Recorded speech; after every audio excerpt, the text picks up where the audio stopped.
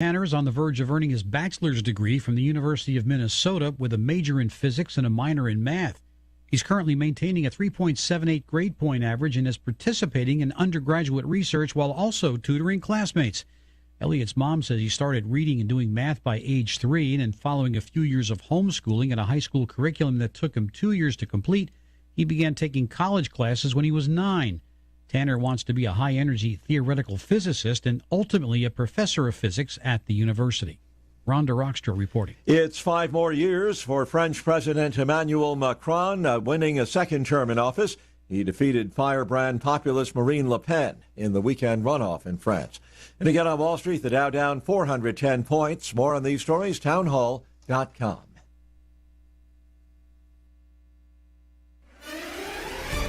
Beaver County Radio's news source, 95.7 and 99.3 FM, along with 1230 WBVP, 1460 WMBA, and streaming at beavercountyradio.com.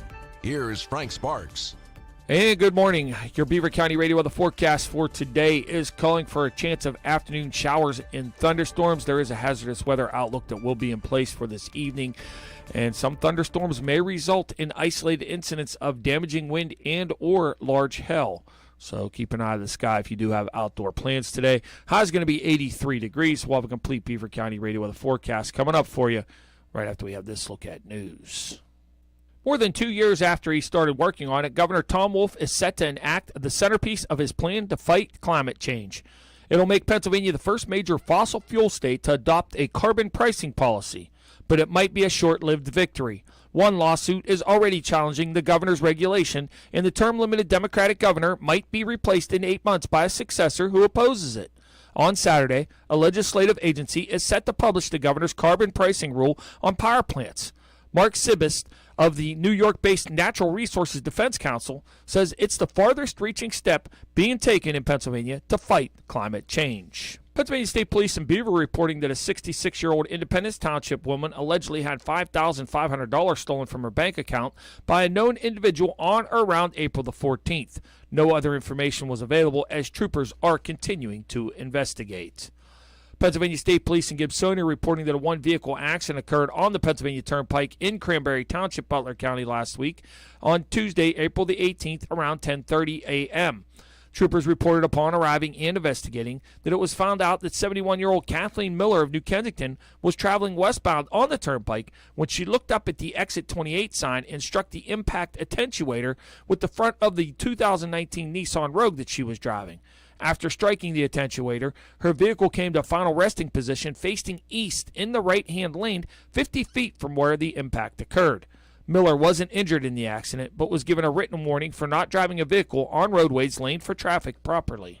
And with the Beaver Valley Hub for Innovation and Entrepreneurship, the Beehive, set to open this fall, Pennsylvania State Representative Aaron Bernstein has secured a $734,025 state grant to renovate the building located here on 7th Avenue in Beaver Falls. Bernstein advocated for the funding through the state's redevelopment assistance capital. The project involves construction costs, construction contingency, architectural and building engineering fees, variable costs including hazardous material removal, design and special inspections, project printing, permitting, and legal fees. The two-floored building is a planned innovation hub that is being coordinated by Geneva College, Penn State Beaver, Community College of Beaver County, and Robert Morris University. These institutions for higher education have formed a quality of education partnership, and the Innovation Hub will be used for students, businesses, and entrepreneurs. Some farmers are wondering if it's okay that eggs sold as free range come from chickens being kept inside. It's a question that arises lately as farmers try to be open about their product while also protecting hens from a highly infectious bird flu that has resulted in the death of roughly 28 million poultry birds across the country. The U.S. Department of Agriculture recommends that chickens be moved indoors to protect against the disease, but not everyone agrees. John Brunquell, the CEO of Indiana-based Egg Innovations, says he's free-range chickens on more than 50 farms in Illinois, Indiana, Kentucky, Ohio, and Wisconsin will stay in confinement mode until the risk passes. Authorities say that 3 children and 1 adult were found dead after an early morning fire in a North Philadelphia row home. Fire crews were called to the two-story residence in the Kensington neighborhood shortly after 2 a.m. on Sunday and found heavy fire coming from both floors. Officials say 3 children were found dead, and a man reported unaccounted for was also later found deceased. The names of the victims and other details about them weren't immediately released. One person who jumped to safety was taken to hospital. The cause of the blaze is under investigation. Here's the Beaver County forecast on 95.7 and 99.3 FM, along with 1230 WBVP, 1460 WMBA, and streaming at beavercountyradio.com. A chance of afternoon showers and thunderstorms today, as there is a hazardous weather outlook in place for the possibility of isolated incidents of damaging wind and or large hail this afternoon and this evening. High's going to be 83 degrees today. More showers and possibly a thunderstorm before midnight. Then a chance of showers overnight with a low of 49. Cool down will start tomorrow, mostly cloudy, high of 59. Wednesday is going to be the coolest day of the week, partly sunny, high's only going to be 42 degrees. Then Thursday, there are areas of frost before 9 a.m. Then it'll be sunny with a high of 55. And on Friday, patchy frost before 7 a.m. Otherwise, mostly sunny. Your high is going to be up to 60 degrees. That is a look at the news for now. I'm Frank Sparks, Beaver County Radio News. 95.7 and 99.3 FM presented by St. Barnabas, 1230 WBVP, 1460 WMBA, and beavercountyradio.com. Now, it's time to talk on Teleforum on Beaver County Radio, 1230 WBVP, 1460 WMBA, 99.3 FM, and beavercountyradio.com. And now, here is the host of the show, Eddie Crow. I'm trying to think back, and nothing comes to mind. A Monday like this, a Monday where people aren't yelling at each other, a Monday where it's not angst and gloom and despair and agony on me, and this is spectacular. Marconi's birthday is today. Marconi is a dude that if he's not around, this industry's not around. So we're celebrating because we should celebrate. And joining me to celebrate, John Poister. And John, I was just reading some of your bio stuff. Dude, you got way more chops than me. I'm going to leave and just let you take over. Okay? You're currently on the air. You're doing afternoon news, right? Doing afternoon news on WHJB in Greensburg, which is very much like, it's a music station. Right. Classic hits, but we do news. We do news in the morning. We do news in the afternoon. You mean like a real radio station? Like radio used to be. Okay, but I was looking... And you know this, you're a lifelong radio guy, TV guy too, but you know how it works. When you meet somebody in the industry, what's the first thing you do? You sniff around all their call letters. Yes. Right? It's like, well, you did this. Is there a radio station in southwestern PA that you haven't done work for? I see KD, I see KQB, I see 3WS, I see JAS. Is there anywhere you haven't? Because that's the path. Probably... the only station that I haven't done extensive work at would be KDK. Okay. I've done some work out of there, but extensive work, I worked everywhere around KDK. But I've, over the years, accumulated just this tremendous,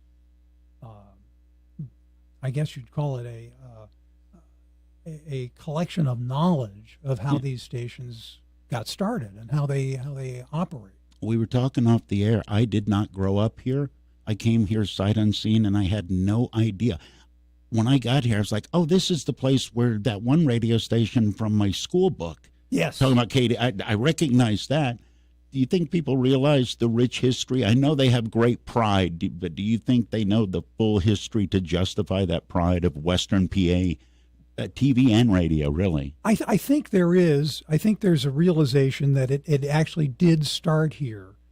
But I think that so much of radio history, early radio history here, has been lost. Okay. Nobody in this industry, whether it's TV or radio, keeps any records. Well, we're not, as a general rule, the most focused group of individuals. Well, and everything we do is now. It's live. That's exactly right. And so consequently, keeping photographs, keeping files on things that happened involving the station, they don't exist.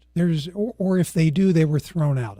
I can remember a couple of times in my career. Once I was being courted by Channel 11 to work in their news department. Doesn't that make you feel good when somebody? Oh, you get well, and you know that feeling. get too. some lunch out of it. Maybe Yes. if it's a music station, they throw some CDs your way. Yeah. So I'm up at Channel 11, and they're giving me the tour of the station. I was working at KQV at the time. Okay. And he's giving me the news director is giving me the tour of the station, Showing you all the better stuff that they yeah. had. Yeah. All the cool stuff Yeah. that they're doing.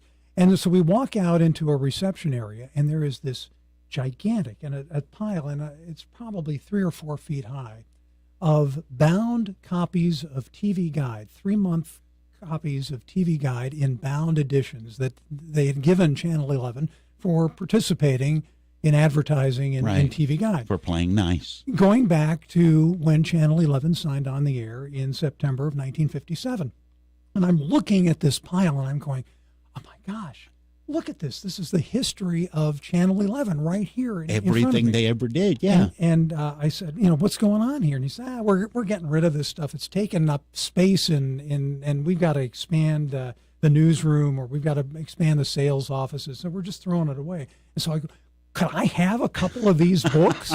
And he goes, yeah, you can take as much as you want. Well, now, wait a minute. You're there on a job interview, right? Yeah. Did that help with the job interview, or did they think, oh, my God, we're hiring a homeless person that's going to use these to heat? Well, they offered me the job. Okay. It didn't work out. I didn't accept at that point. But, Okay. But I got two books, which I still have, and they're treasured because they have the TV schedules from the era, little ads for local TV.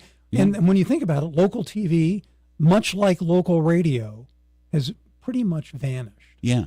My daughter doesn't ever remember a time that there was such a thing other than news as local TV. Exactly. But we're talking about with history, we're talking about kids shows that were on in the morning, and you're talking about the goofy Saturday night midnight horror movie shows being And Pittsburgh had those. Yeah.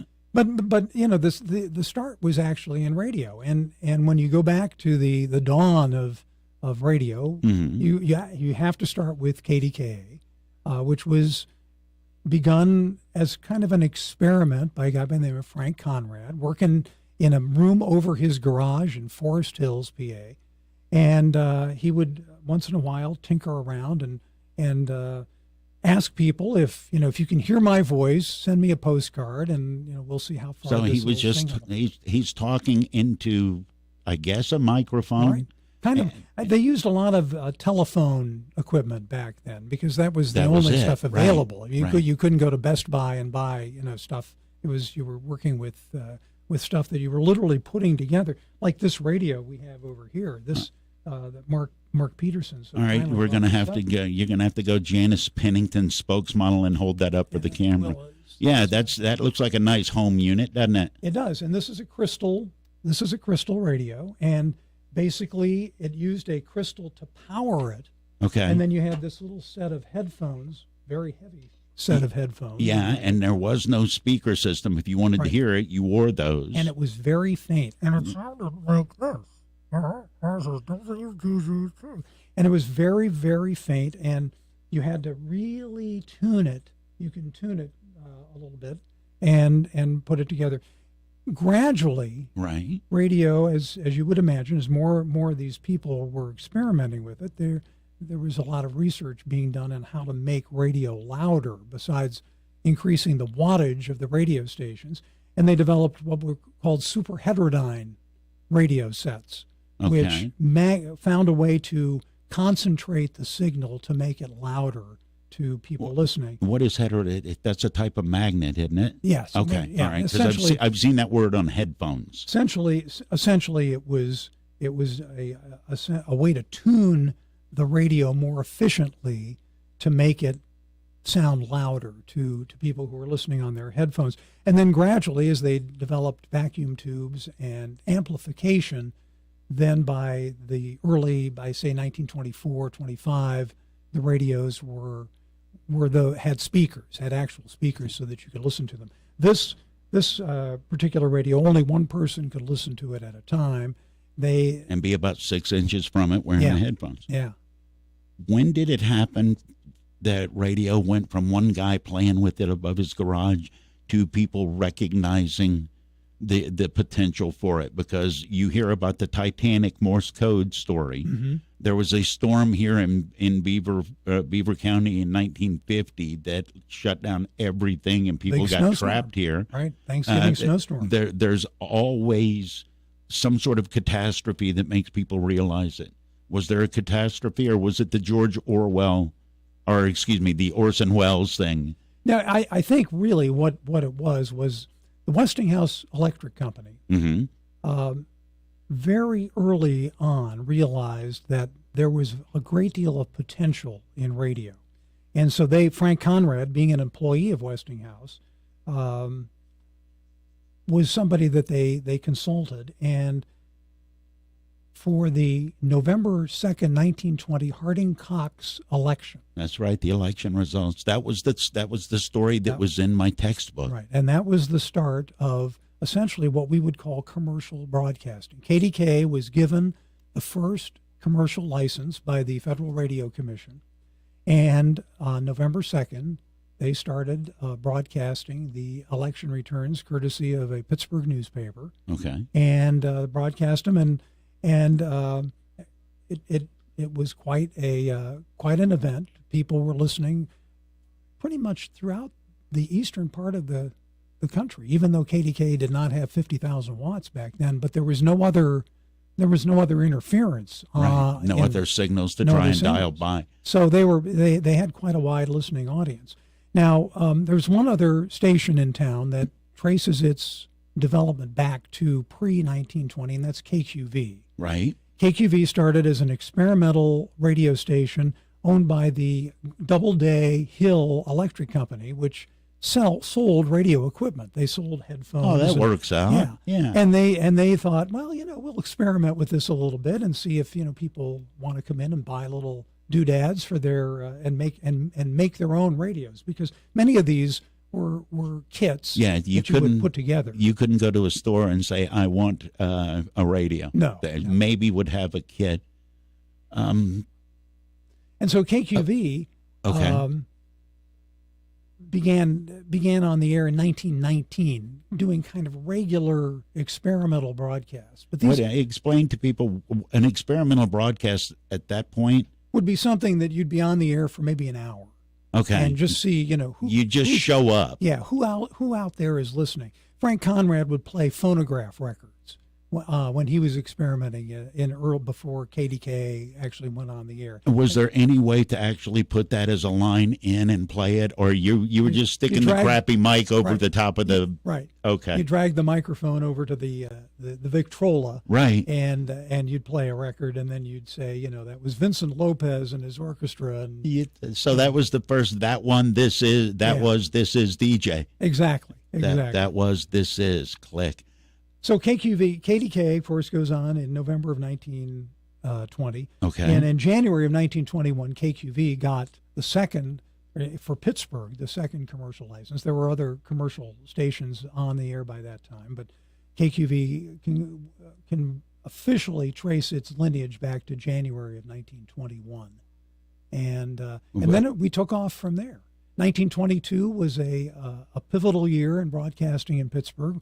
WJAS went on the air in 1922, as did WCAE, which was the forerunner of WTAE radio. Is that okay? I was going to say, what happened to that one? Because all the what are they called? The original five or something? Yeah, the Big Five. The Big Five? Mm-hmm. All right, because that one I read, and it's like, I don't know that one. Of course I do. They changed one letter. Right. Yeah. Right. And who else was going at that point? And all of this happened relatively quickly. Once KD got their license and KQV got their license, more started coming on board, didn't they? And radio at that time was kind of like the Wild West, too, because you had people, all kinds of people who were tinkerers, who said, I can go on the air. Say it, John. Lunatics. Say it. It's okay. Okay. Right. They were radio lunatics. There you go. And they thought, I'll just go on the air, and I can make a transmitter. And I can do that. I can do that, and do it in my garage or do it in my basement or whatever. And so you had those people popping on the air all over the place, and then you had the the wars over frequencies that also existed at this time, where, somebody would, say the Pittsburgh Post newspaper would sponsor a radio station. They would put a radio station on. Well, maybe the Pittsburgh Gazette wouldn't like that, so they would sign on a radio station either right on top of the Post radio station, 101.7 and 101.9. right? And they would hit those. They would try to essentially jam those stations. And you had a lot of that. And then the Federal Radio Commission finally really took control and began to delegate frequencies. And then they would go after the pirates, the people who would go on the air and then go off the air, or go after a station by switching frequencies or something like that. And the original pirate radio, when they would put boats out in the English Channel in the 60s, that was the original, but we're talking about the local version. I got so many more questions. John Poister is my guest. We're talking about radio history right here. His history started right here. It's Teleforum on Beaver County Radio. Mark your calendars for Saturday, May 21st from 9 to 5 to spend the day at the Beaver County Airport for the annual Wings and Wheels Aviation Appreciation Day and Classic Car Show.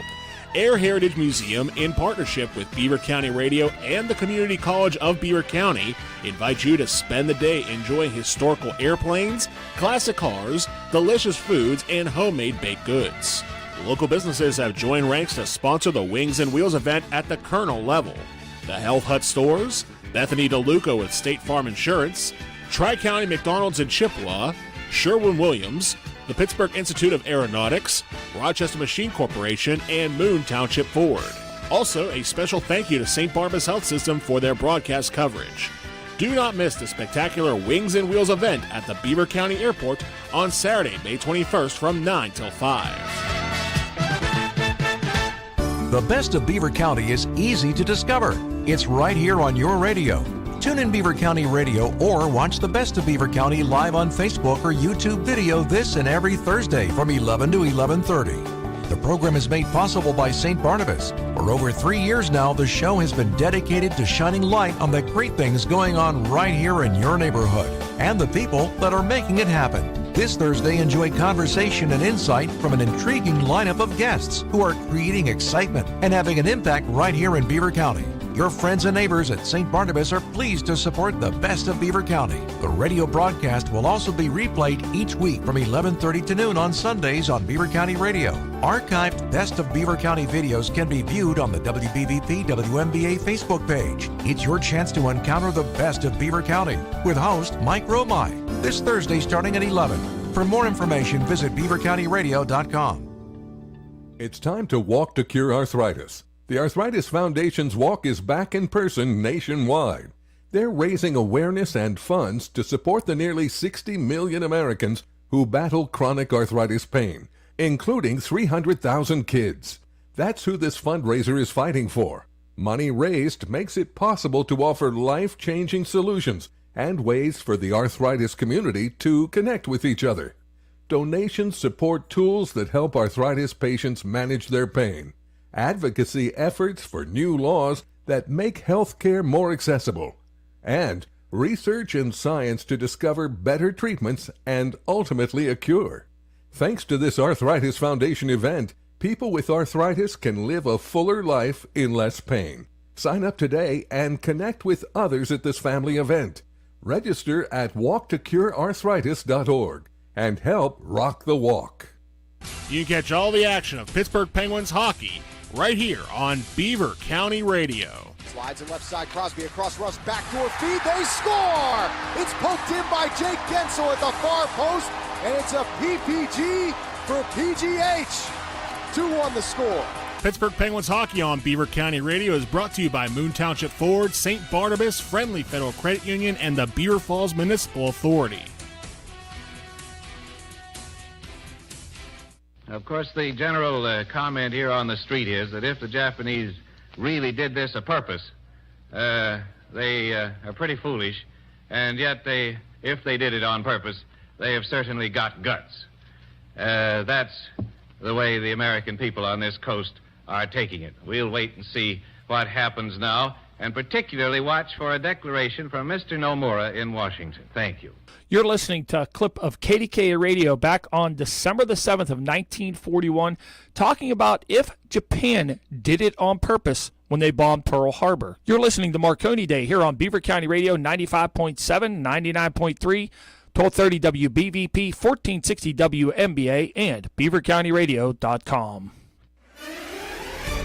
Beaver County Radio's news source, 95.7 and 99.3 FM, along with 1230 WBVP, 1460 WMBA, and streaming at beavercountyradio.com.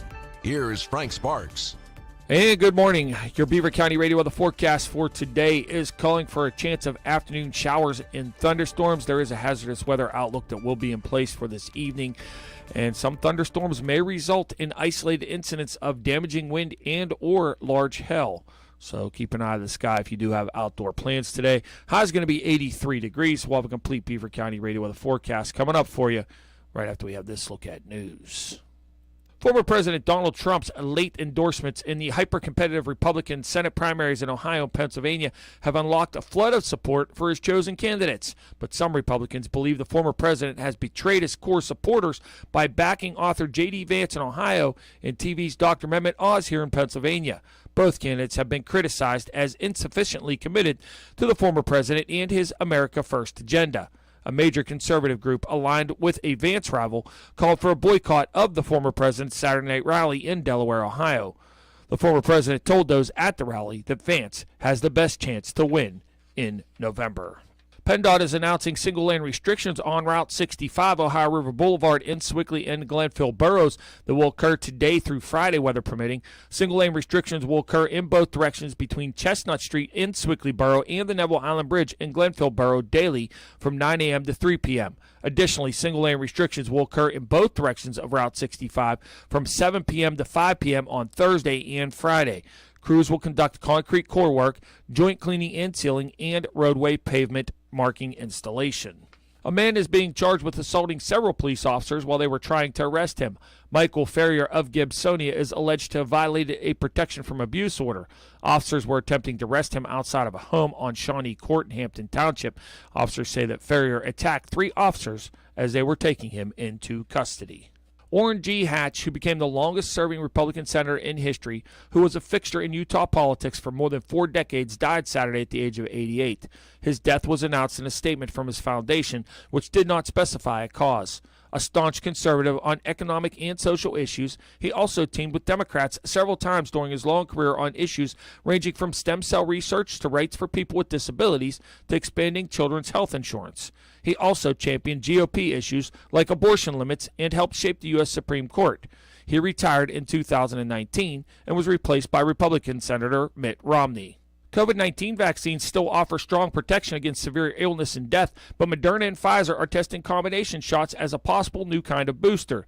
The vaccines now available in the U.S. were made to fight the original version of the virus. Variants are chipping away at some of their benefits, particularly their effectiveness against mild infection.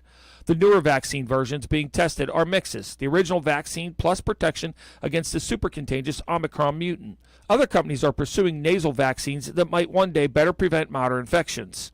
The hunt for improvements comes amid the concern that booster fatigue may dampen public confidence in the successful shots. Facing a rise in COVID-19 cases, several U.S. universities are reinstating mask mandates, sometimes just days after dropping them.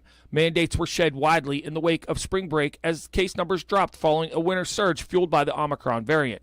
But several Northeast cities have seen a rise in hospitalizations in recent weeks as the BA2 subvariant of the Omicron variant continues to rapidly spread throughout the country. The clampdown means the end of a school year has been upended by the virus for 3 straight academic years. Soon-to-be seniors haven't had a normal school year yet. Here's the Beaver County forecast on 95.7 and 99.3 FM, along with 1230 WBVP, 1460 WMBA, and streaming at beavercountyradio.com. A chance of afternoon showers and thunderstorms today as there is a hazardous weather outlook in place for the possibility of isolated incidents of damaging wind and or large hail this afternoon and this evening. High's going to be 83 degrees today. More showers and possibly a thunderstorm before midnight. Then a chance of showers overnight with a low of 49. Cool down will start tomorrow. Mostly cloudy, high of 59. Wednesday is going to be the coolest day of the week. Partly sunny. High's only going to be 42 degrees. Then Thursday, there are areas of frost before 9 a.m. Then it'll be sunny with a high of 55. And on Friday, patchy frost before 7 a.m. Otherwise, mostly sunny. Your high is going to be up to 60 degrees. That is a look at the news for now. I'm Frank Sparks, Beaver County Radio News. 95.7 and 99.3 FM presented by St. Barnabas, 1230 WBVP, 1460 WMBA, and beavercountyradio.com. Your community, your radio stations, originating from the St. Barnabas Control Studio in Beaver County, 1230 WBVP Beaver Falls and 1460 WMBA Ambridge. 1230 WBVP, 1460 WMBA, 99.3 FM presented by St. Barnabas, 95.7 FM. Available all over the planet. If you live stream on our website, or you can go to our Facebook page. This is being live streamed. You can listen to it on app. Pretty much everywhere, all the time. And it's radio, but it's more than that now. We're celebrating Marconi's birthday because Marconi's part of this, or made this possible to happen. And John Poister is my guest. John and I have been talking specifically about Western PA. I'm not going to get into specifics, but off the air during news, it did my heart good when you beat your competitor. That did that go away when corporate radio took over? Because I was in radio when that happened, like you were, and we went from they're our competition to, oh well, they're right down the hall, and now we're doing promotions with them. Was that a weird thing for your brain? Like a lot of people, I started in radio with an owner-operator. The owner was, down the hall at the end of the hall. If you had a question, there was somebody in the building that could answer the question. Right. Plus, he was deeply involved in the operation of the station. Right. And you learned from him. You learned what it was, what radio was really about. How to keep the station on the air. Was he a radio person or was he a business person? He was a radio person, okay. But he had a business mind. He was brilliant. His name was John Bride. He owned WMBA in Ambridge when I first started there, and I was one of his first employees. I was working there and here's another vanished thing in just about everything. I was a summer relief person. While I was in college, I worked at WMBA over the summer.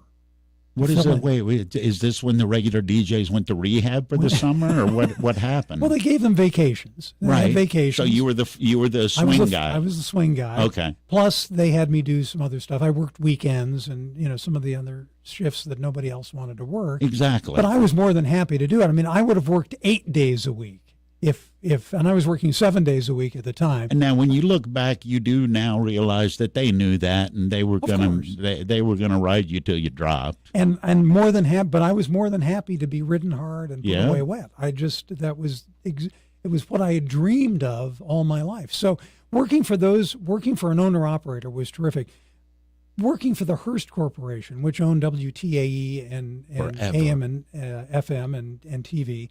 Was very similar because the headquarters for Hearst Broadcasting was in Pittsburgh. Right. So the head honcho was up on the third floor. It's so like the person in charge is still in the building. Still in the building. Right. And so working there was like working with a family. People had been there for a long time. The station was well established, and back in those days, you had a staff. You had a large staff. I had a 15-person news department in the 1990s. How many of those were full-time? Half? All of them. Wait, 15 full-time jobs and one news department. Right. Because we had to cover all day. Right. And the news, we did our last live newscast at 8, but I had the newsroom staff 24 hours a day. Yeah, because and then the next morning you've got to get all the police blotter stuff ready. Yeah, and you start from zero every day. It's a classic news setup, but that does not exist anymore.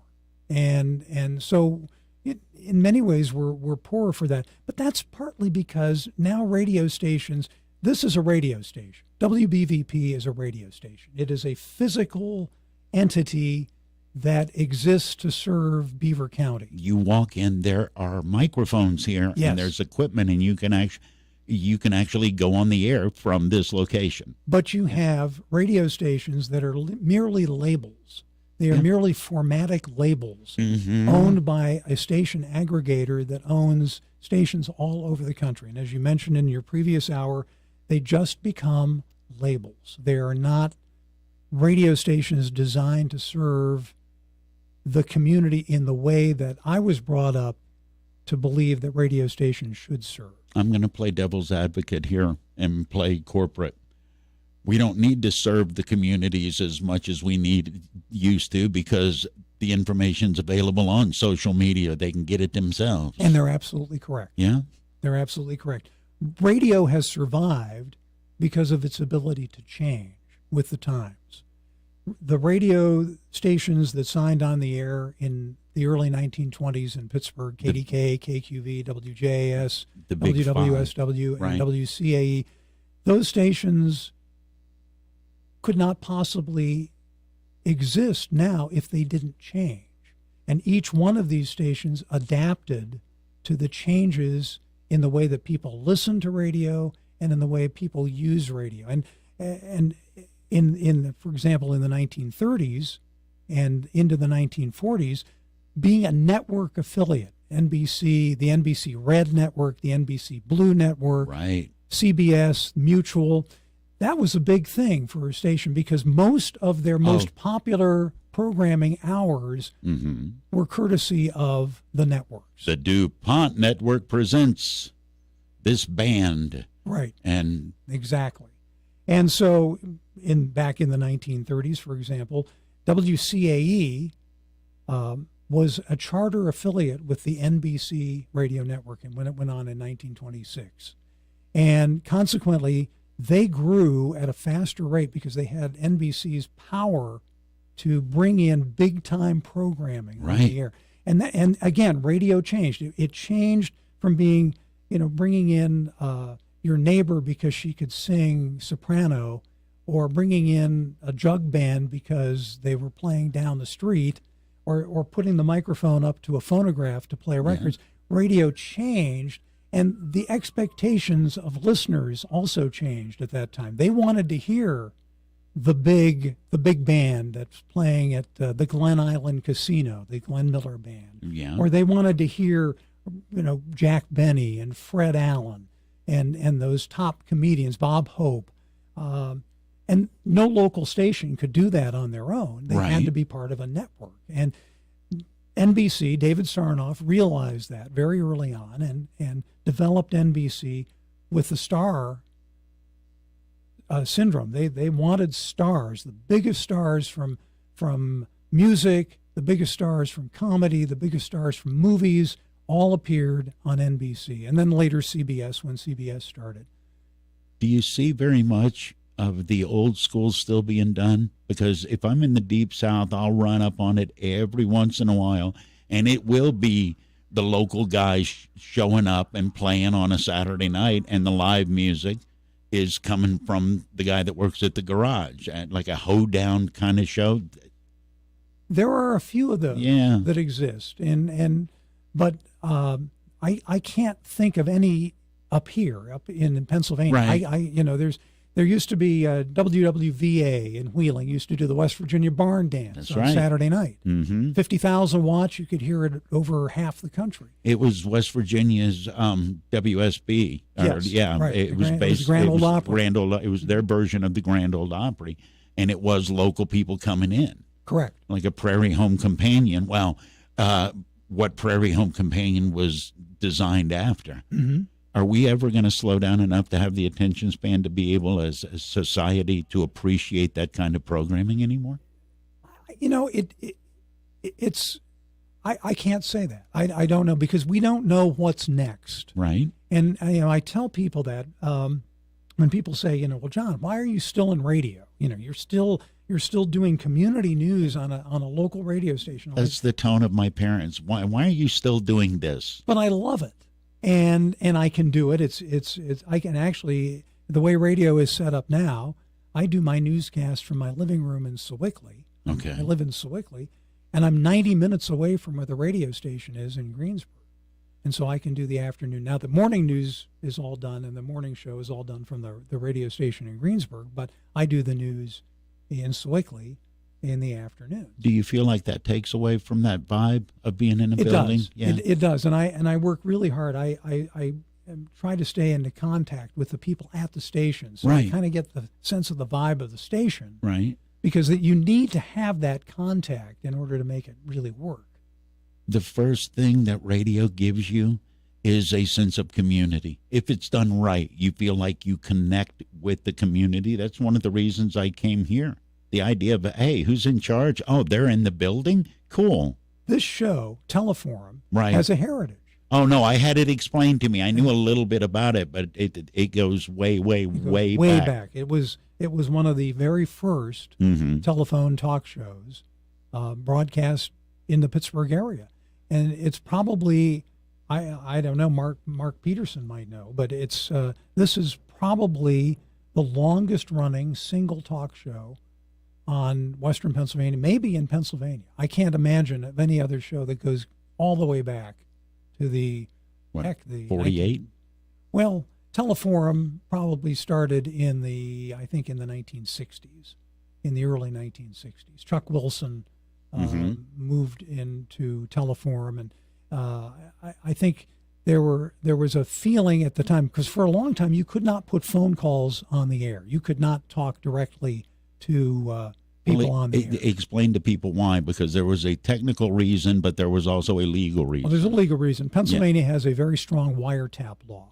So if you put anybody on the air, you have to get you can't get their implied consent.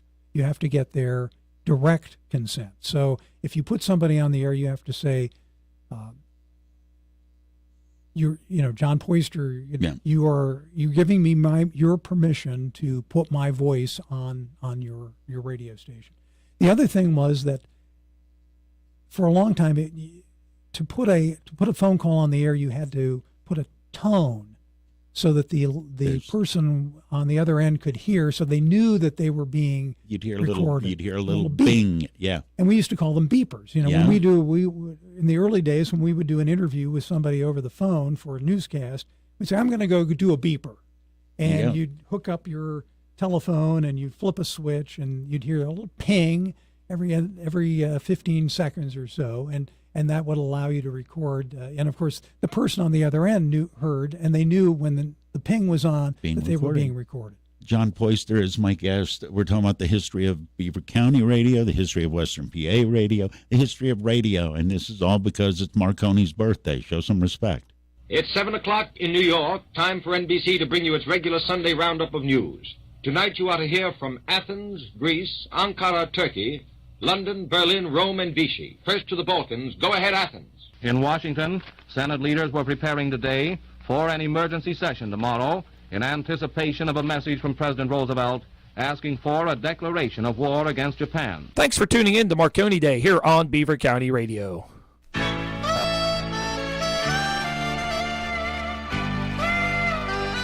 Make plans to be a part of Wings and Wheels happening on Saturday, May 21st at the Beaver County Airport. Air Heritage, along with Beaver County Radio and the Community College of Beaver County, is pleased to present this one-of-a-kind event that features airplanes and automobiles. It's happening from 9 to 5 on Saturday, May 21st. Check out the display of some of your favorite classic machines, including warbirds that fly in the air and classic cars that would rumble down the street, all in one location. Plus, there will be food booths and other attractions that will make Wings and Wheels something you'll want to plan for. Broadcast coverage partners include St. Barnabas Health System, Cadoo's Body Works, and Electric Garage Door Sales, among others.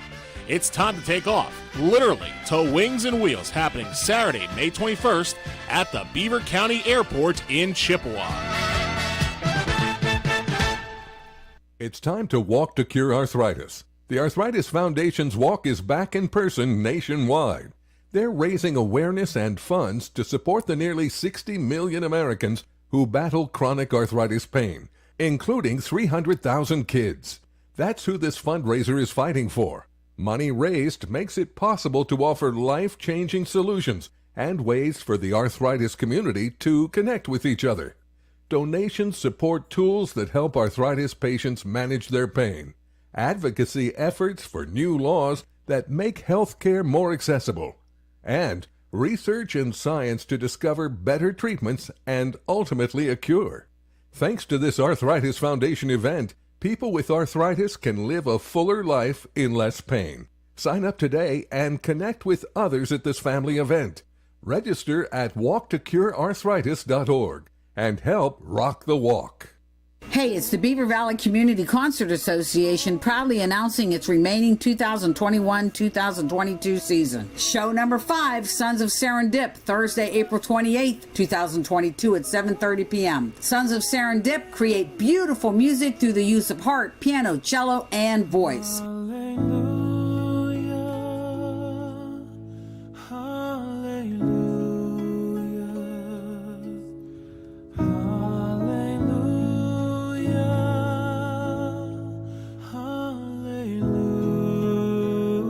Concerts held at the Beaver Falls Middle School Auditorium. For more information, contact Peggy McCullough, 724-846-3203. Please visit our website, www.bbcommunityconcert.org. Adult tickets you can purchase at the door for $20 and for student tickets, $5. That's the Beaver Valley Community Concert Association. Every 2 minutes, a woman in the U.S. is diagnosed with breast cancer. And in that split-second moment in time, her life changes forever. The toll of breast cancer is great. The need to support those who are battling the disease today is even greater. And that's why when others look away, Susan G. Komen leans in. We're fighting alongside patients because we know one moment can change a lifetime. Fighting breast cancer takes funding for research to discover the next new treatment, providing access to quality and affordable health care, and people willing to take action by raising funds and raising their voice to advocate for others. United by hope, we can end breast cancer. Join our fight. Save lives. The year was 1941. From the NBC newsroom in New York, President Roosevelt said in a statement today that the Japanese have attacked the Pearl Harbor, Hawaii, from the air. I'll repeat that. President Roosevelt says that the Japanese have attacked Pearl Harbor in Hawaii from the air. This bulletin came to you from the NBC newsroom in New York. You're listening to a celebration of Marconi Day here on Beaver County Radio, 95.7 FM, 99.3 FM, 1230 WBVP, and 1460 WMBA. Today is Marconi Day. It is the birthday of Guglielmo Marconi. Did I say that right, yeah. John? You're a historian. Guglielmo. Yeah. It's not Googly. It's Guglielmo Marconi. Correct. And if not for Marconi, I wouldn't have a job. John Poister is, well, I'd have a job. It just wouldn't be this. John Poister is my guest. Maybe. I don't know. It's something with my hands, I suspect. John Poister is my guest. We're talking about media and talking about radio because John is similar to me. You fell in love with it and you said, this is great. I want to do this for the rest of my life. I don't care if it leads me to the poorhouse. But you got out of radio a couple times, and in the time left, I did want to ask you what it's like in the real world. You worked in government in a couple different scenarios. I did. I worked as director of communications for Allegheny County for a very short period of time. Okay, and that tells me how it was. How long was the short period of time? It was about 9 months. Oof. And I missed broadcasting. I missed the people. I missed the excitement. I missed the tension. And when you're working inside of government, you're seeing how the sausage is made. Yeah. And it's not necessarily how you might have imagined it going in. As a news person going into that environment, did you ever have any aha moments? Like, from the outside covering this, I suspected that it was this big a mess. Yeah. Yeah? Yeah, I did. And but it really helped me on the other side coming out, because then I understood why government works the way it does. And I could see how things would develop and how things might not develop. And that helped me in shaping the coverage that we gave it at my next broadcasting job. Okay. And so from that standpoint, it wasn't bad. But I ultimately went back in. I went to the Department of Environmental Protection. You were the spokesperson for the EPA. For DEP. DEP, okay. For the Southwestern region, for Pittsburgh. Okay. And it was an exciting job because I was dealing with the media entirely. And I knew all the reporters. I knew all the newspaper reporters. I knew all the TV reporters. I knew the radio reporters. You knew what was coming. And so I knew, I knew how they were going to, what kind of questions they were going to ask, when I was in trouble, when I wasn't in trouble. And so from that standpoint, it was enjoyable, and I had a lot of satisfaction in that job. But I still missed radio. And after I retired, essentially, I went back in working for an owner-operator, working for Tony Renda, who owns Renda Broadcasting, and who I love very much.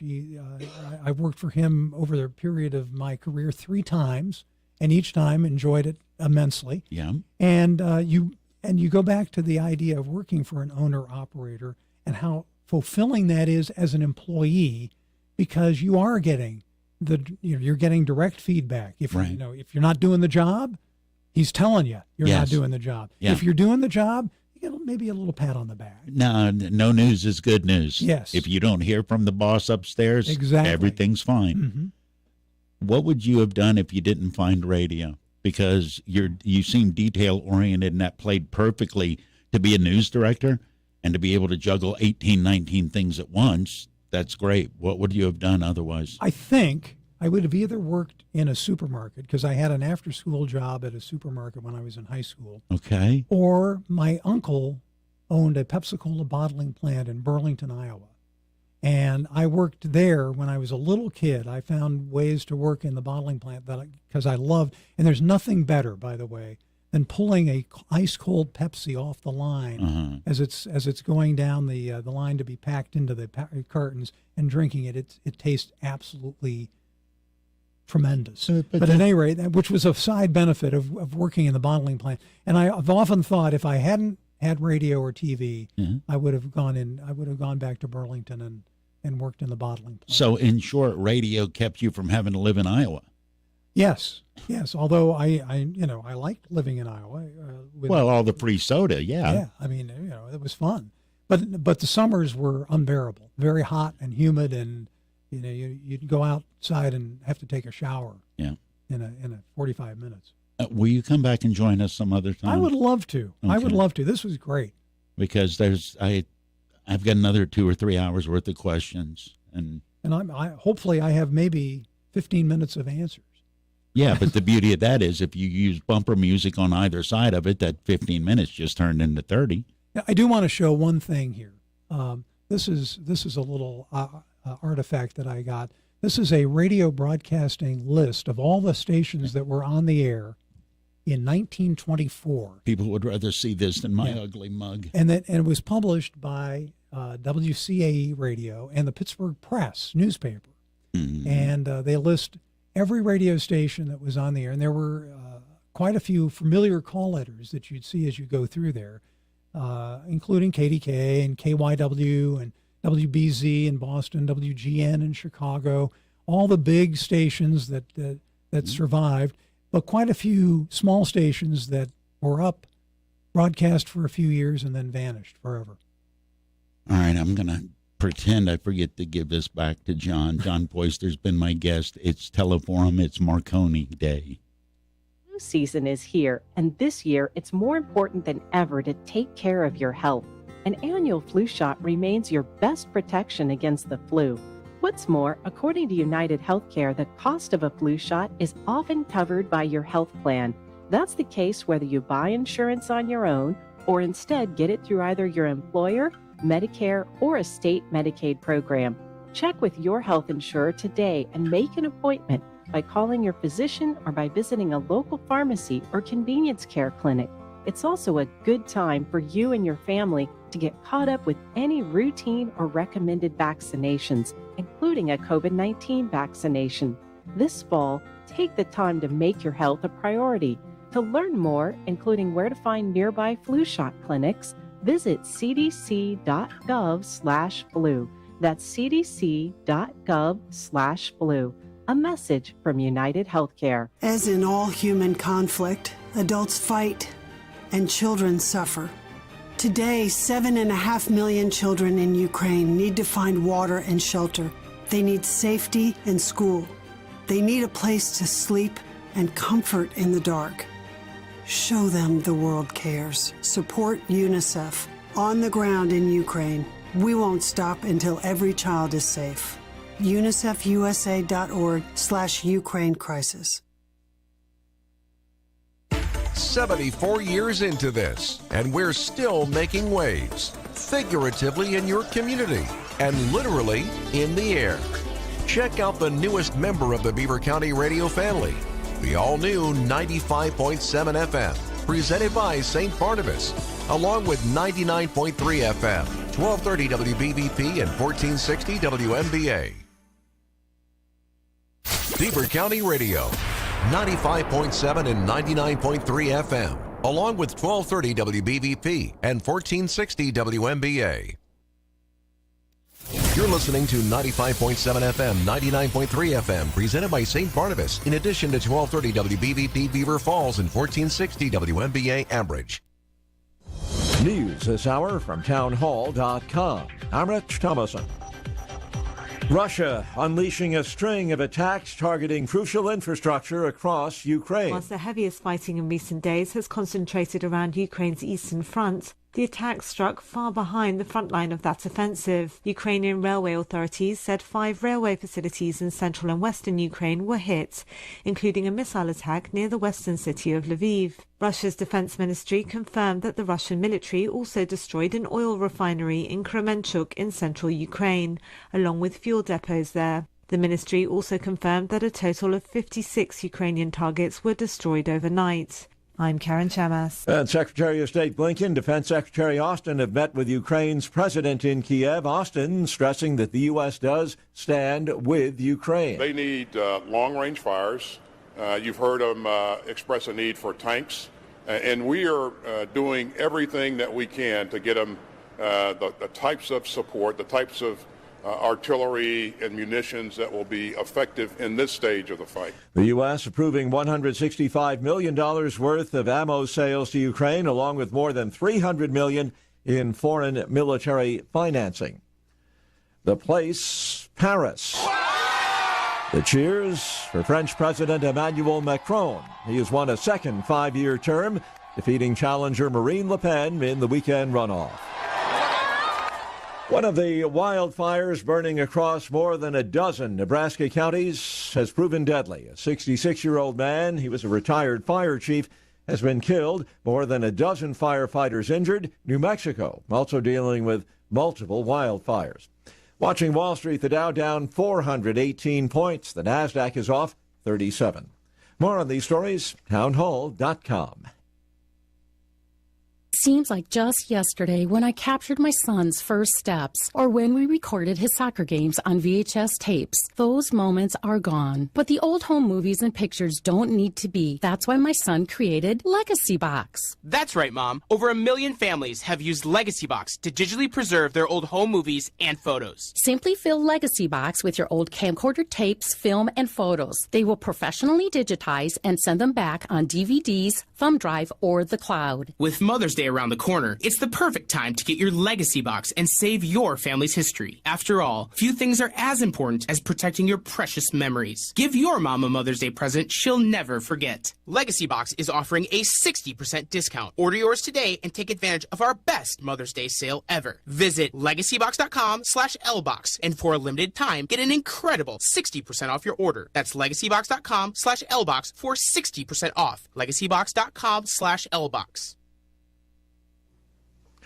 China's capital, Beijing, has begun mass testing, shutting down residential and business districts amid a new outbreak of COVID. Less than 50 cases have been found so far. The city of more than 21 million. Residents stocking up on food in case they're confined to their homes as has happened in other cities, including Shanghai. People in Beijing have seen this lockdown in Shanghai and the lack of food and medicine and what have you. Now, who knows if Beijing will actually also have to go into a similar lockdown, but people aren't taking any chances. You know, you've got sort of state media reporters on social media here even declaring they're doing the same thing. So it sort of hasn't been a lot of effort to try and calm people's nerves. In fact, I think many would see it as quite understandable given the experience of what's happened in Shanghai. The BBC's Stephen McDonnell in Beijing. China's borders remain largely closed. News and analysis at townhall.com. Another unfortunate manifestation of the Biden open border policy. It's upending life in the Southwest, including Texas. 15 migrants and another individual injured when their truck rolled over following a high-speed chase with Medina County deputies. An officer had pulled over the truck when one person fled the vehicle before it sped off. The chase continued into nearby Beaver County, where the driver lost control. The vehicle rolled several times. The migrants and the driver have been taken to various hospitals. Jason Walker reporting. According to media reports, Twitter's board has been negotiating with Tesla CEO Elon Musk over his bid to buy the social media platform, and word that the deal could be announced as early as today. Once again on Wall Street this hour, the Dow is down. It's off 390 points. More on these stories, townhall.com. Beaver County Radio's news source, 95.7 and 99.3 FM, along with 1230 WBVP, 1460 WMBA, and streaming at beavercountyradio.com. Here's Frank Sparks. Hey, good morning. Your Beaver County Radio weather forecast for today is calling for a chance of afternoon showers and thunderstorms. There is a hazardous weather outlook that will be in place for this evening, and some thunderstorms may result in isolated incidents of damaging wind and or large hail. So keep an eye on the sky if you do have outdoor plans today. High is going to be 83 degrees. We'll have a complete Beaver County Radio weather forecast coming up for you right after we have this look at news. More than 2 years after he started working on it, Governor Tom Wolf is set to enact the centerpiece of his plan to fight climate change. It'll make Pennsylvania the first major fossil fuel state to adopt a carbon pricing policy, but it might be a short-lived victory. One lawsuit is already challenging the governor's regulation, and the term-limited Democratic governor might be replaced in 8 months by a successor who opposes it. On Saturday, a legislative agency is set to publish the governor's carbon pricing rule on power plants. Mark Sibist of the New York-based Natural Resources Defense Council says it's the farthest-reaching step being taken in Pennsylvania to fight climate change. Pennsylvania State Police in Beaver reporting that a 66-year-old Independence Township woman allegedly had $5,500 stolen from her bank account by a known individual on or around April the 14th. No other information was available as troopers are continuing to investigate. Pennsylvania State Police in Gibsonia reporting that a one-vehicle accident occurred on the Pennsylvania Turnpike in Cranberry Township, Butler County last week on Tuesday, April the 18th, around 10:30 a.m. Troopers reported upon arriving and investigating that it was found out that 71-year-old Kathleen Miller of New Kensington was traveling westbound on the Turnpike when she looked up at the Exit 28 sign and struck the impact attenuator with the front of the 2019 Nissan Rogue that she was driving. After striking the attenuator, her vehicle came to a final resting position facing east in the right-hand lane 50 feet from where the impact occurred. Miller wasn't injured in the accident, but was given a written warning for not driving a vehicle on roadways laned for traffic properly.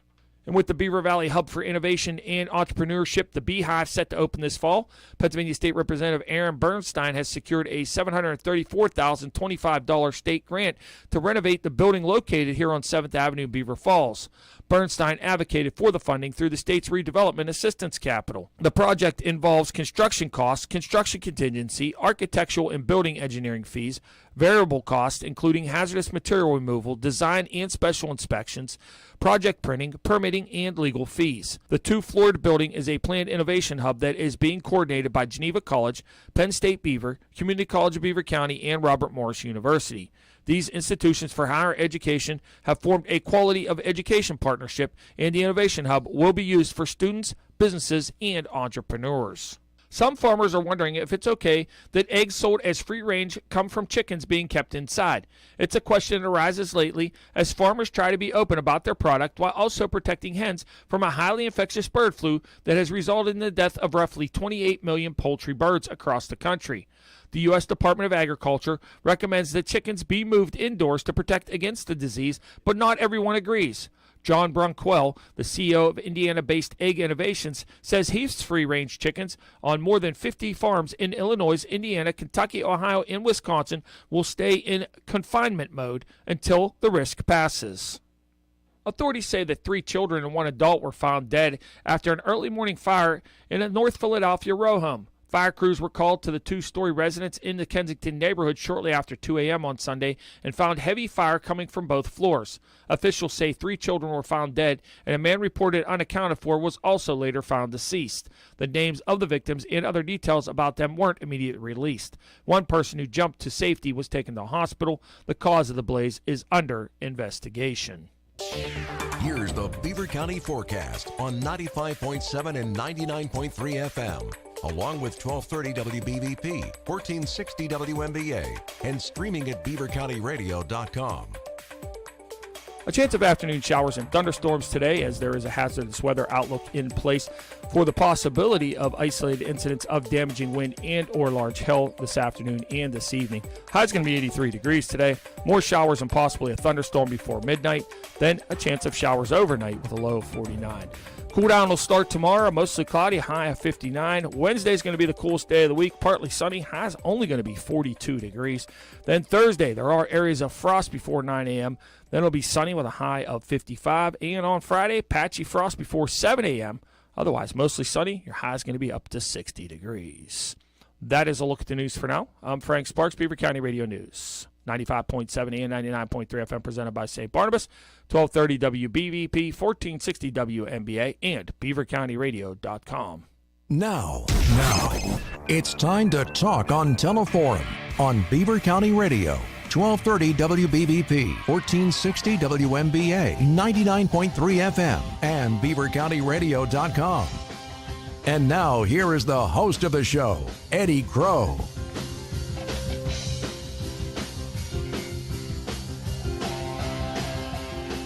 1230 WBVP, 1460 WMBA, 99.3 FM, presented by St. Barnabas, 95.7 FM, live streaming at beavercountyradio.com, available with the app. We're basking in the glow of the birth of Marconi, because Marconi, if you want to go back and read the history, he had to exist before my occupation had to exist.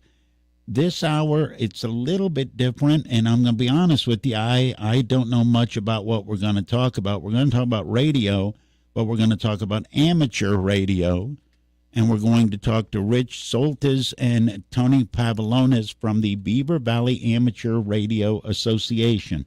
All right, so how long have you guys been able to maintain your amateur status while doing this? That's my first question. We've been... Pull that microphone way up on you.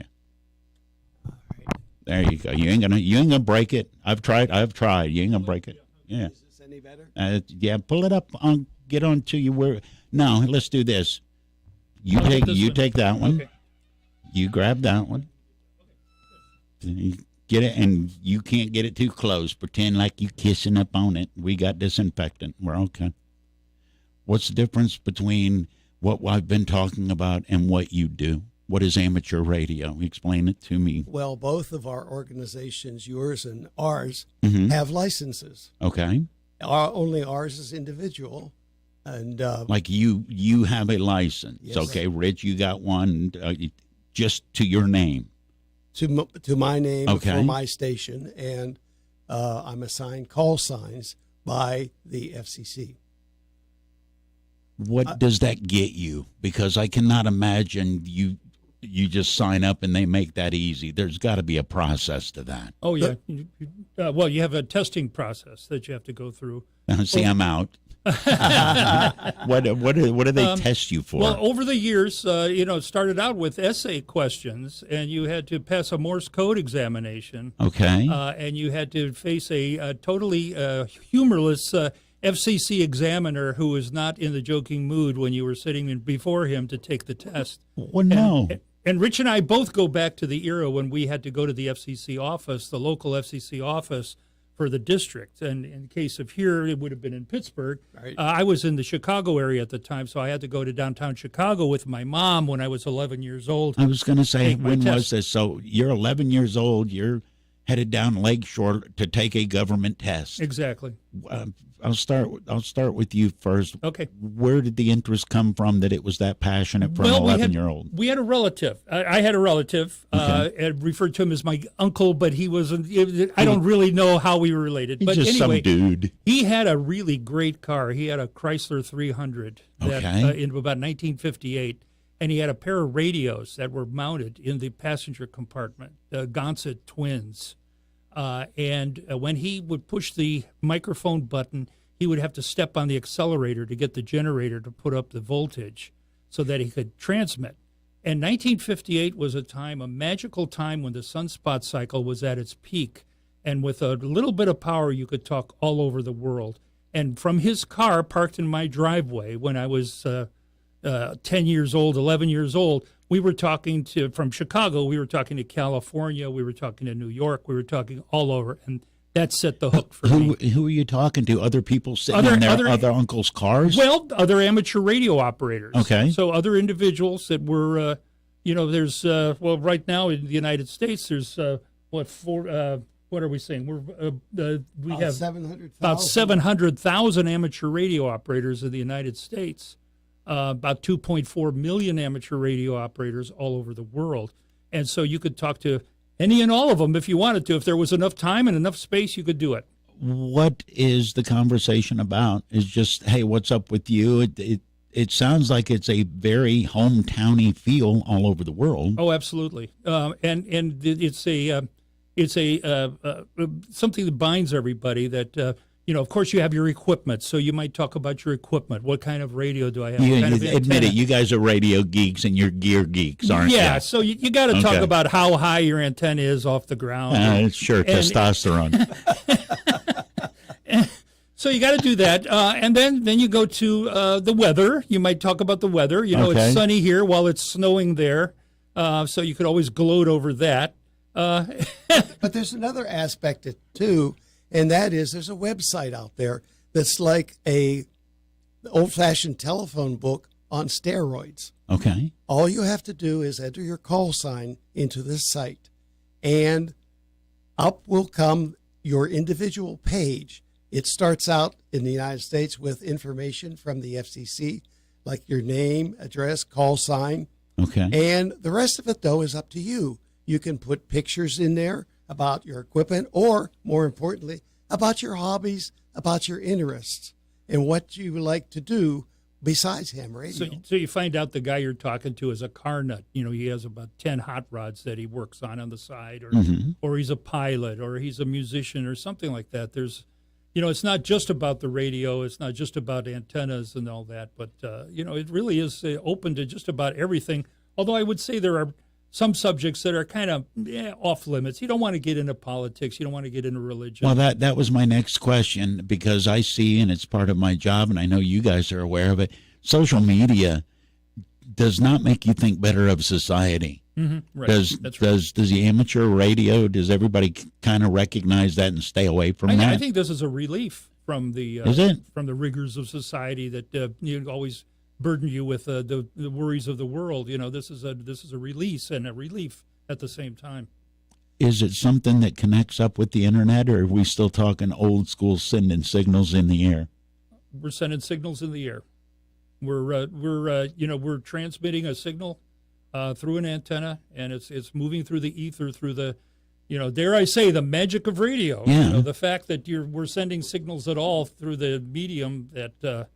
When Marconi, I was reading a little bit about Marconi because of Marconi Day, and Sure. It seems to me that he's Italian. He tried to sell it to his countrymen, and they had no interest. That's He had to right. go to England to garner some interest, and you would think with the marvel that it was and the time that it was that he would have had some response right away, but I guess not. He had to find it in a different place. Well, anything new? There are going to be some people that say, why do we need that? We hadn't needed that up till now, so why would we need? Well, let me ask you this.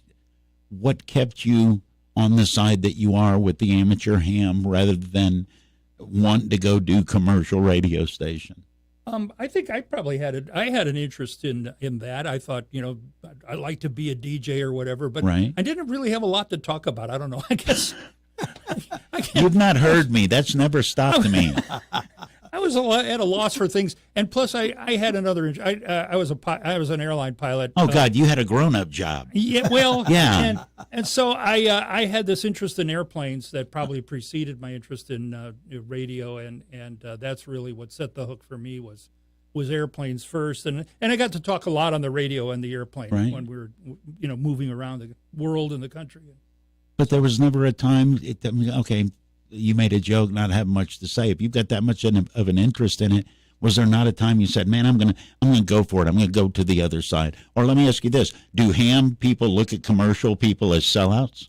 Oh no. I don't okay. think so no, not at all. No. Plus, we're separated by a desk here, so you can't get to me. I can say anything. You can say anything you want anyway. Eddie, you brought up a point a little earlier about social media. Yeah. And I would offer that ham radio is the original social media when you think about it, in terms of talking about to your family members, maybe in other cities, other places, other locations, right? Meeting new people, asking questions and getting answers and help in whatever that area may be. And it is a dimension that has so many different directions that you can head in this hobby, whether it be helping out with emergency communications, whether it's helping to, as a team with others, building a ham radio satellite. There are several of them going around right now that are used for communication. It's not... Well, wait, but who's building a ham radio satellite? Hams. Maybe some people of them literally also, sitting at home building a satellite? Some of them are doing that. Some of them, it's their day job to develop satellites. And this is what they do for moonlighting. They find a little empty space on the satellite before it blasts off, and they put the radio on board, and off you go. You've got ham radio in outer space. What were your thoughts when CBs became insanely popular? I was a little kid, but I remember, they made movies about the silly things. What did a ham operator look at a CB and think? Well, ham radio operators, originally the CB frequency is 27 megahertz, which is the... No, quit. Just, you're... All right, does that mean channel 27? It's the frequency. It's a frequency, 27.0 megahertz. And that was originally referred to as the 11-meter amateur radio band. And when the FCC decided to institute CB, they took that band away from the amateurs and gave that to the Citizens Radio Service. Did you guys riot? Well, there was a lot of disappointment there in the FCC in doing that. But what did that mean? Did you not have any frequency as a ham operator, or was it was fewer frequencies? We had one less, a whole bunch. One less, exactly right. And to some people, it was the camel's nose in the tent that. Once you allow this to happen, then oh my God, we're going to lose we're going to lose the world here. But that didn't happen, and CB proliferated. CB created a lot of interest. Right. The argument against the CB probably from amateurs was, well, they don't have to prove themselves. All they have to do is fill out an application form. At the time, you had a fee that you would pay. Yep. Application form. They would send you call letters. You were supposed to use call letters. There was some attempt at order. Of course, they gave up on that pretty quick, and now it's chaotic. But it's also useful because you have, the CB radio service. You have Channel 19. If you want to know what's going on down the road, you listen to 19, and the truckers are there. Mm-hmm. And if you have an emergency, you could try Channel 9. Maybe you've got a chance there. So there is some value to CB, even though there was a lot of disaffection with it when it first came up. Well, you mentioned that earlier. Do people understand what goes on when there's an emergency? What ham operators start doing when they're this winter, a pretty target-rich environment as far as hassles to share with people. Yes. Yep. Many hams take pride in helping others when an emergency strikes. There was a call for helping Haiti when they were devastated by that hurricane. Right. And people volunteered to go down there at their own expense for anywhere from 1 to 3 months on site in Haiti to provide communications, vital communications, back to their relatives in the United States.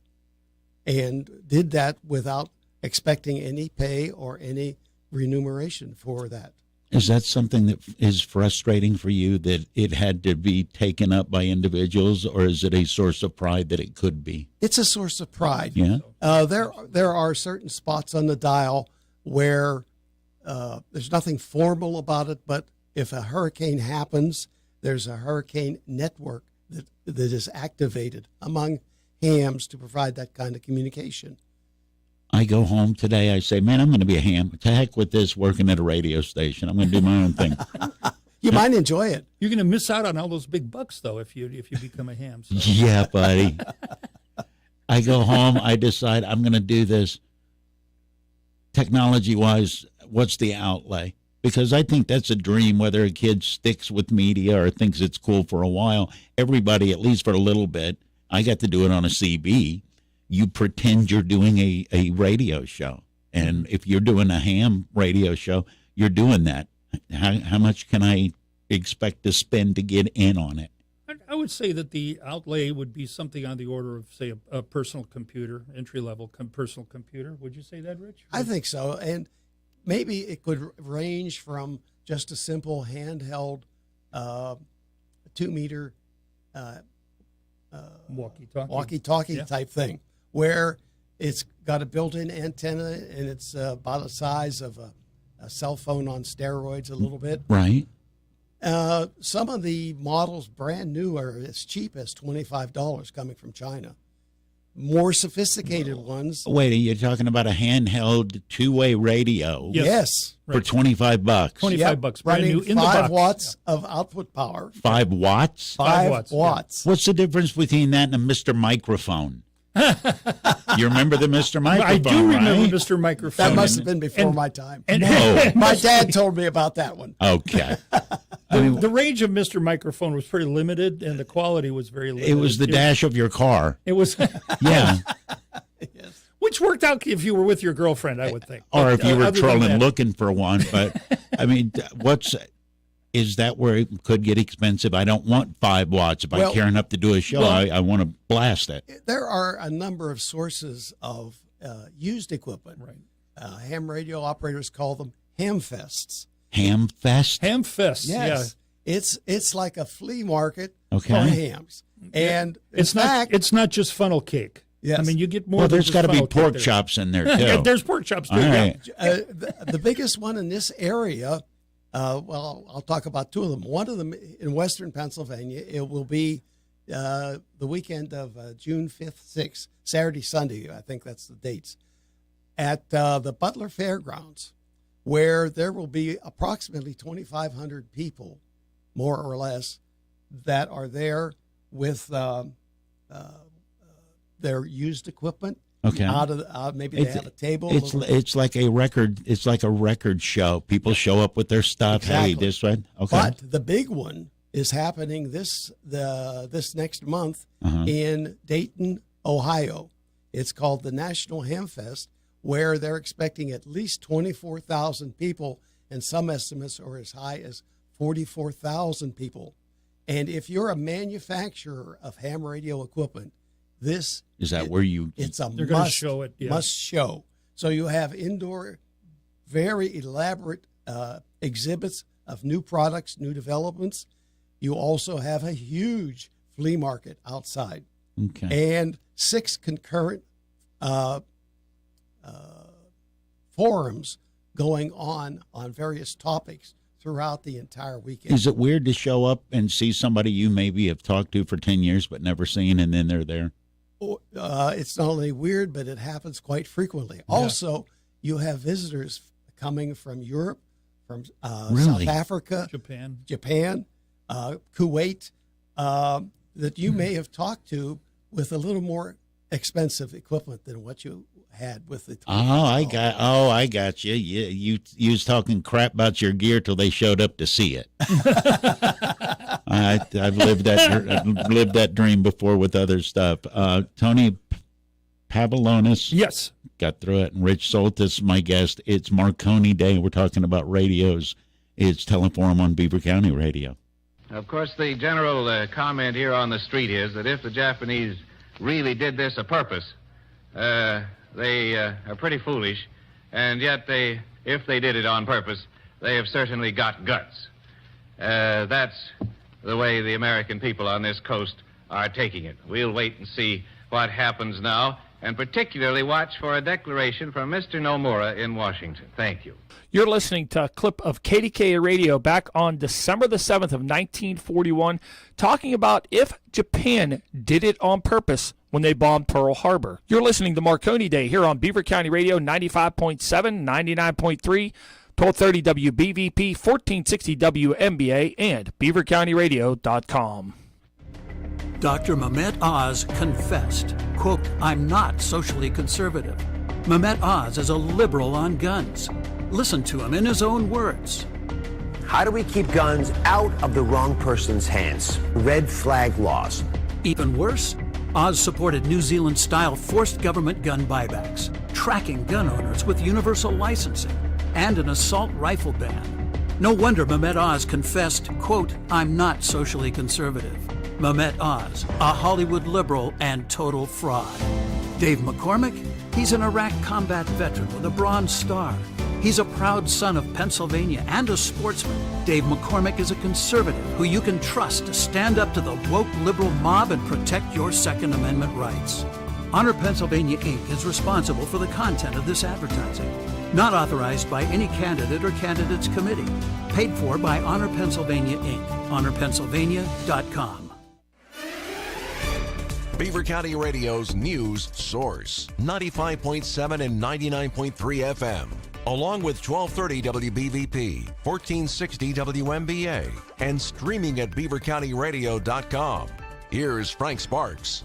Hey, good morning. Your Beaver County Radio weather forecast for today is calling for a chance of afternoon showers and thunderstorms. There is a hazardous weather outlook that will be in place for this evening, and some thunderstorms may result in isolated incidents of damaging wind and or large hail. So keep an eye on the sky if you do have outdoor plans today. High is going to be 83 degrees. We'll have a complete Beaver County Radio weather forecast coming up for you right after we have this look at news. Former President Donald Trump's late endorsements in the hyper-competitive Republican Senate primaries in Ohio and Pennsylvania have unlocked a flood of support for his chosen candidates. But some Republicans believe the former president has betrayed his core supporters by backing author J.D. Vance in Ohio and TV's Dr. Mehmet Oz here in Pennsylvania. Both candidates have been criticized as insufficiently committed to the former president and his America First agenda. A major conservative group aligned with a Vance rival called for a boycott of the former president's Saturday night rally in Delaware, Ohio. The former president told those at the rally that Vance has the best chance to win in November.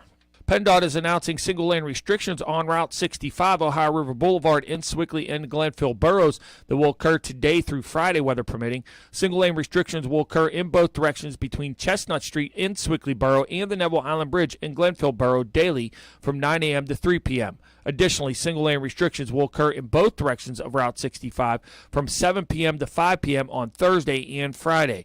Crews will conduct concrete core work, joint cleaning and sealing, and roadway pavement marking installation. A man is being charged with assaulting several police officers while they were trying to arrest him. Michael Ferrier of Gibsonia is alleged to have violated a protection from abuse order. Officers were attempting to arrest him outside of a home on Shawnee Court in Hampton Township.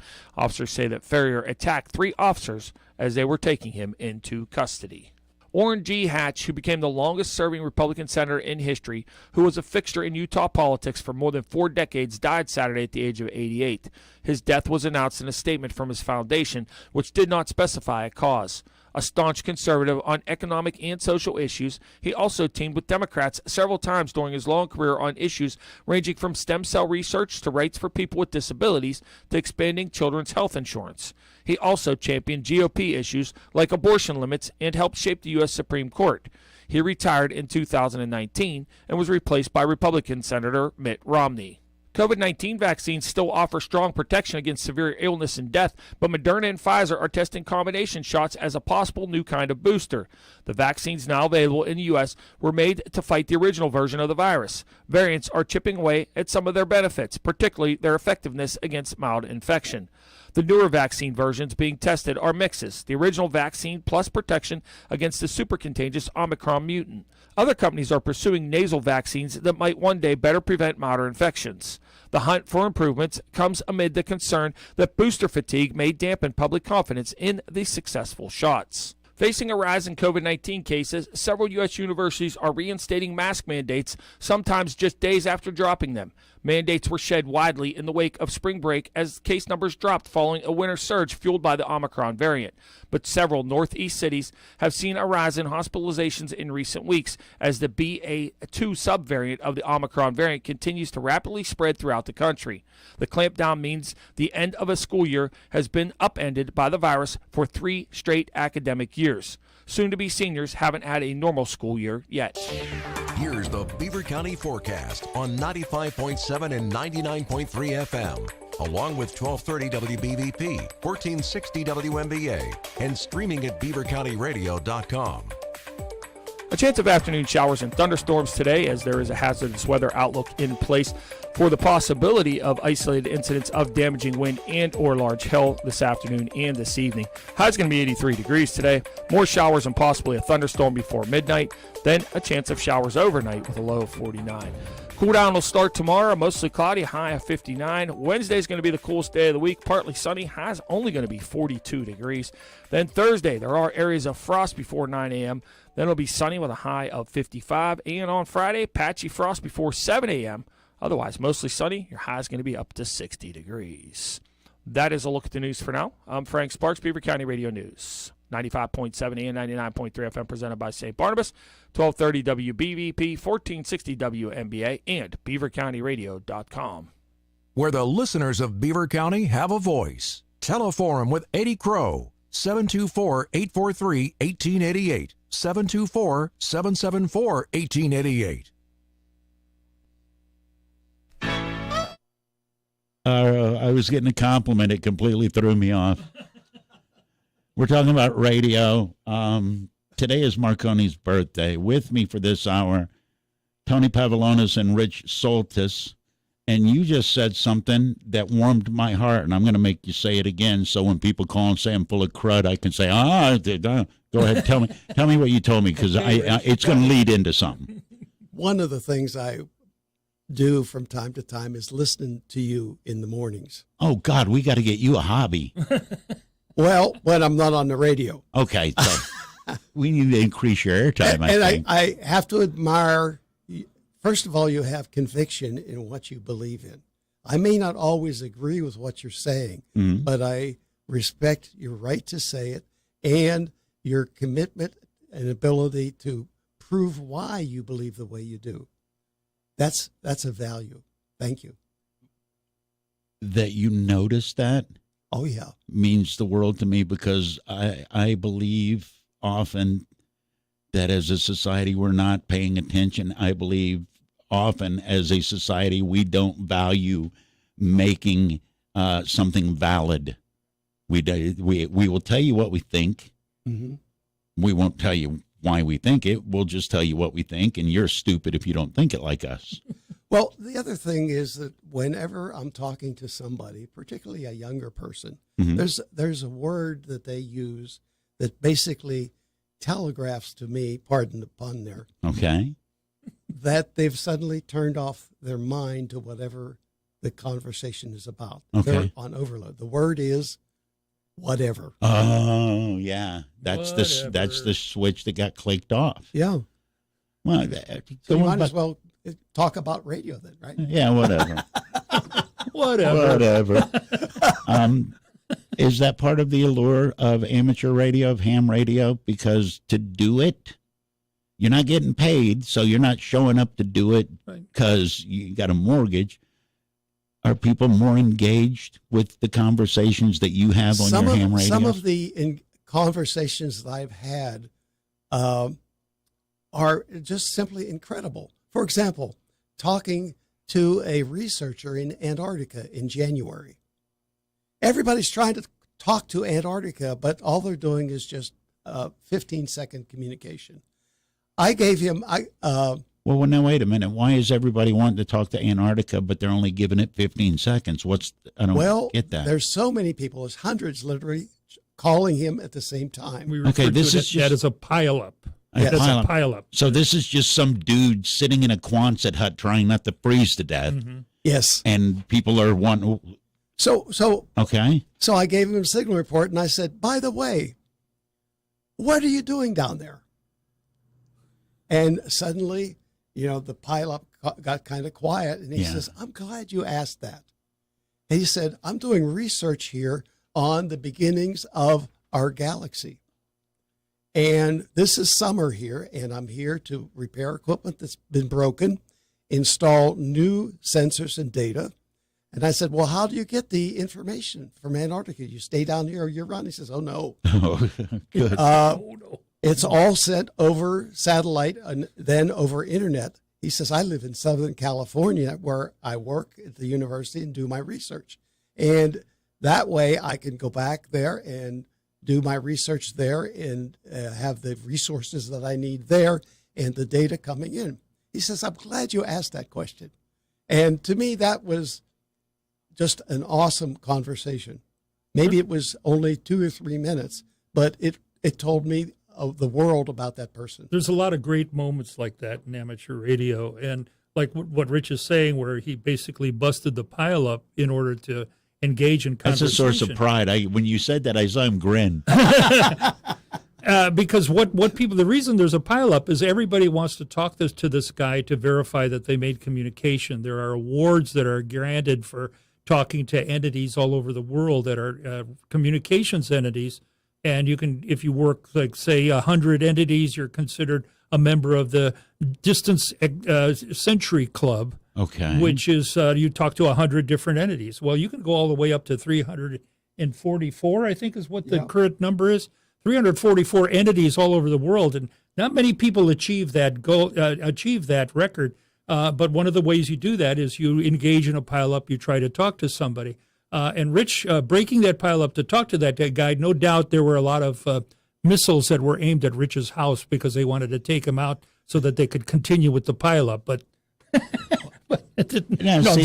that's just being. You get bonus points for causing other people grief that wanted to do something just for the sake of. What's the point of wanting to have a pileup? I don't understand why people would want to do that or be mad at you for causing it not to happen. Well, let's look at some of the numbers. Sometimes that helps. All right.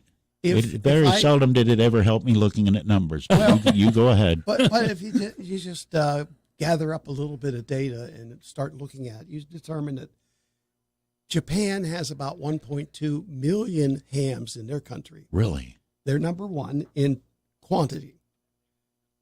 The United States, with about 700,000, is number two.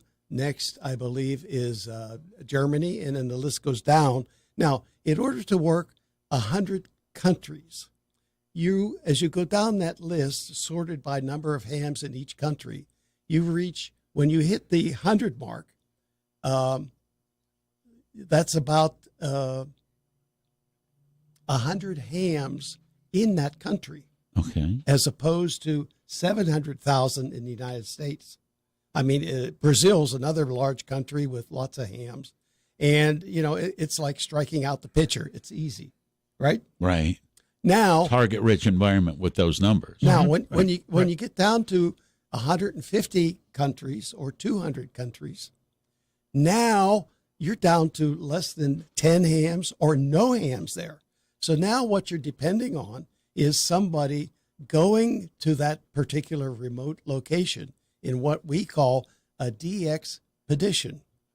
DX meaning a distant station or somebody you're trying to contact, right, for which nobody is living on that island.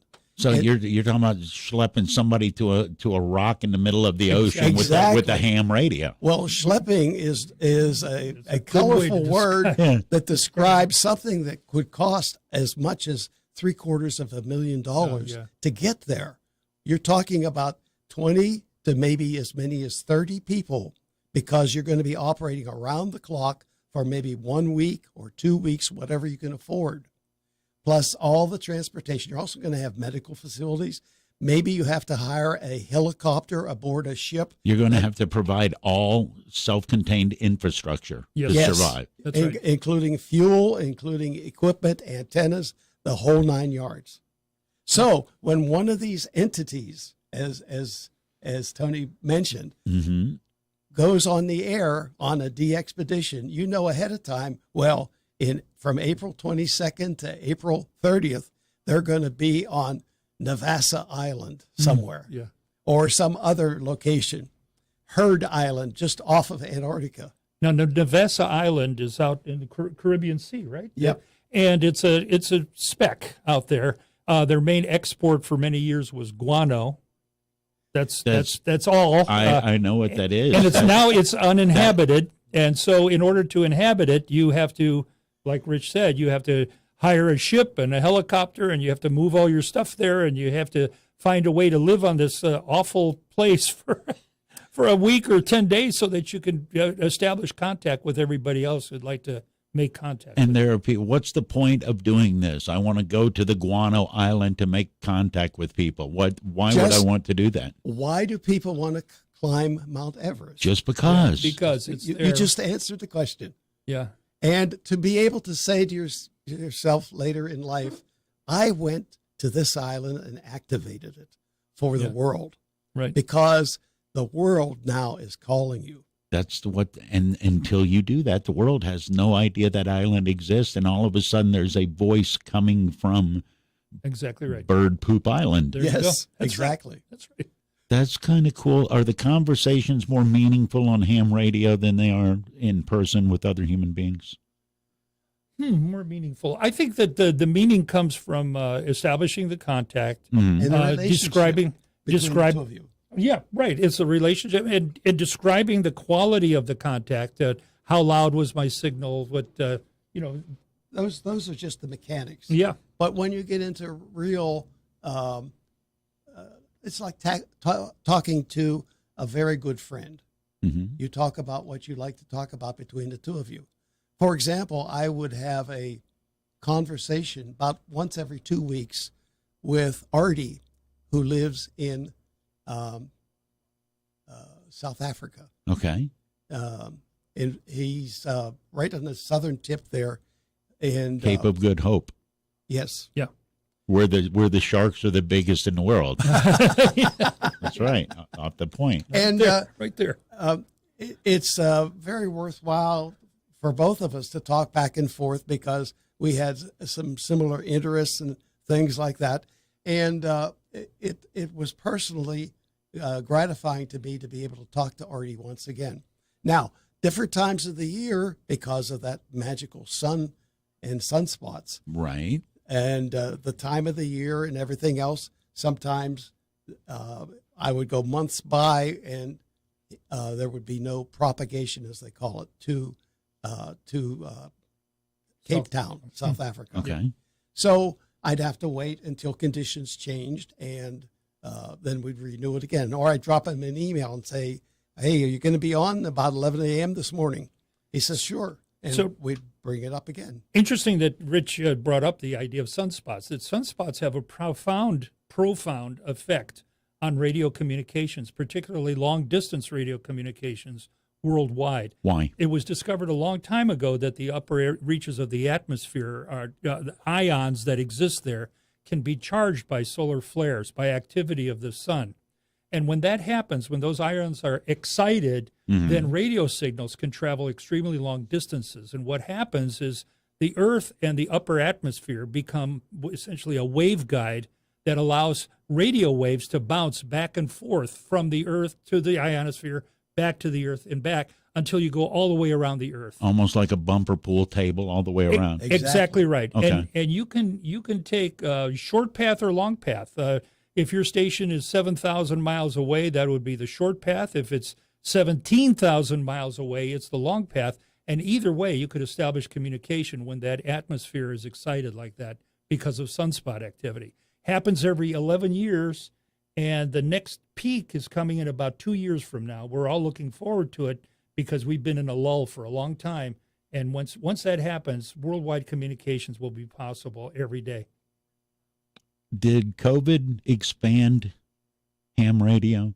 A lot of people had a lot of free time that they didn't know what to do with. COVID actually, as I mentioned earlier about the first social network. Yeah.